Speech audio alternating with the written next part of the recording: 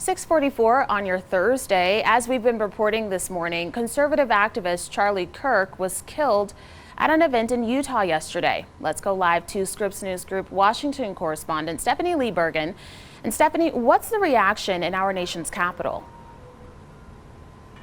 Hey, Kira, good morning. Well, there was a swift and robust bipartisan reaction to the shooting when it happened yesterday afternoon, with lawmakers on both sides of the aisle, of course, condemning the violence, but also noting that the political violence in America is not something that we should all have to be living with. We heard a number of members applaud Kirk for the types of events that he hosted. So his Turning Point USA was known for advocating conservative causes at high schools and on college campuses, and a number of members noting to us that his events were about having an open dialogue, that he wasn't afraid to take questions from the left and the right, and he would not back down from having tough conversations with people that he disagreed with. For example, about 6 months ago, he was on the podcast for California Governor Gavin Newsom, a liberal politician and almost on the opposite side of the political spectrum from the conservative beliefs of Charlie Kirk. And so we heard lawmakers applaud what he stood for, and that even though his beliefs, you might not agree with him, but he was willing to talk to everyone. And we also had lawmakers note that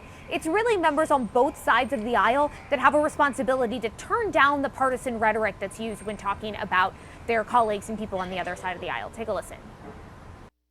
He was ironically trying to engage, whatever you think of his views or my views, he was trying to engage in civil discourse on college campuses and invite people opposing views and just to go back and forth and have a debate.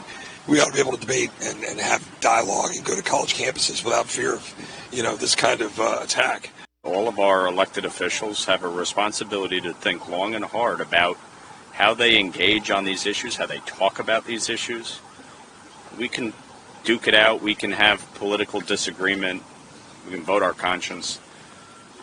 But the rhetoric that is constantly used to demean each other, and both sides are painfully guilty of this. It's got to stop.